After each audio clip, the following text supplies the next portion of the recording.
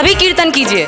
बापू कराते थे तो कैसे झूमते थे, छोटे बापू करा रहे हैं तो नहीं झूमिएगा। हरि ओम माँ, हरि ओम माँ, हरि ओम माँ, हरि ओम माँ, हरि ओम माँ, हरि ओम माँ, हरि ओम। जीवन में अध्यात्म की आवश्यकता अपने आप में ही इतना इतना इतना महान विषय है कि इस विषय पर बात करने से पहले हमें यह जानना होगा कि अध्यात्म माने क्या, अध्यात्म है क्या।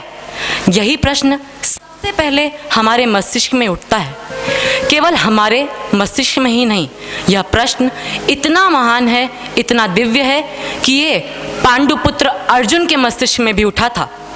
तभी तो उन्होंने भगवान श्री कृष्ण से कुरुक्षेत्र में बड़ी ही जिज्ञासा पूर्वक यह प्रश्न किया, किम तद ब्रह्म।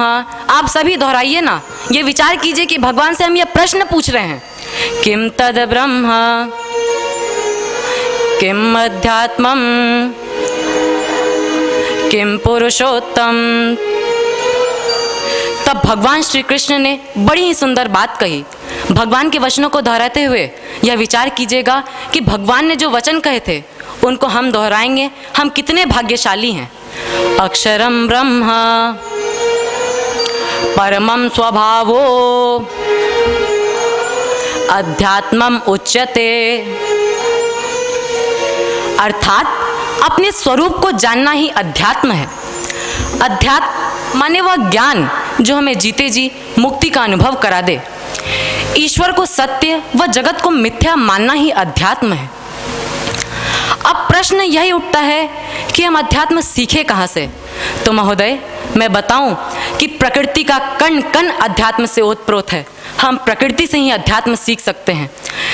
इसका साक्ष्य देते हुए एक उदाहरण रखूंगा। आप सभी ने एक सिद्धांत सुना होगा कि समान आवेशों में प्रतिकर्षण होता है।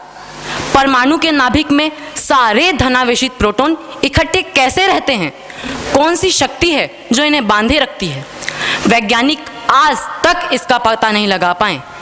केवल अनुमान लगाया गया है कि यह एक ध्वनि है। आप जानते हैं यह ध्वनि कौन सी है? यह ध्वनि है ओम। स्पष्ट ही है, कण कण में है झांकी भगवान की। जिसके जीवन में अध्यात्म का प्रवेश हो जाता है वह अपने आप सन्मार्ग का पथिक बन जाता है। अर्थात बुरी आदतें उसे छोड़नी नहीं पड़ती, वे स्वयं ही उसका पीछा छोड़ देती हैं। अपने विषय को विस्तार पूर्वक बताने हेतु मैं मेरे जीवन का ही एक बिल्कुल सत्य अनुभव रखना चाहूँगा। मैं जब गुरुकुल नहीं आया था, मेरे जीवन में अध्यात्म नहीं था। तब मैं अपने सारे सहपाठियों से प्रतिस्पर्धा का भाव रखता था।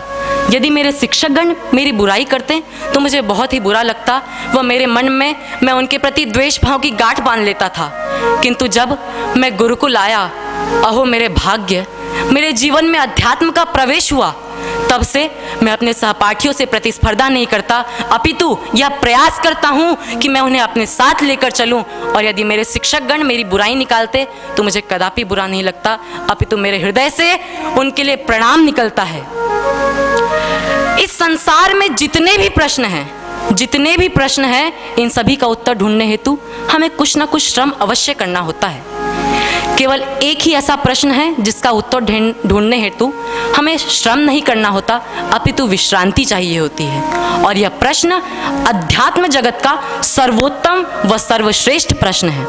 यह प्रश्न है, मैं कौन हूँ?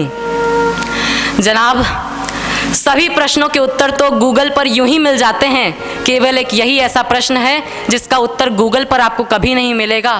तो क्यों ना हम इसी प्रश्न का उत्तर ढूंढने हेतु सतत प्रयास करते रहें। जिसके जीवन में अध्यात्म आ जाता है उसका जीवन ठीक उसी प्रकार है जिस प्रकार एक सुगंधित पुष्प, जिससे सद्गुण रूपी भौरें व तितलियां स्वतः ही आकर्षित होने लगती है। यदि किसी पुष्प में सुगंध नहीं है तो वह पुष्प किसी काम का नहीं।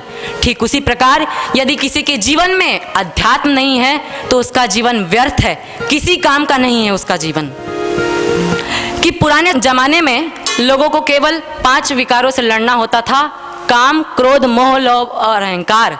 किंतु आज उनकी संख्या 7 हो गई है। आप जानते हैं कैसे? पुराने के आपके वो 5, काम, क्रोध, मोह, लोभ और अहंकार, और आपके 2 सबसे नए व प्रिय, व्हाट्सएप और फेसबुक। धन्यवाद।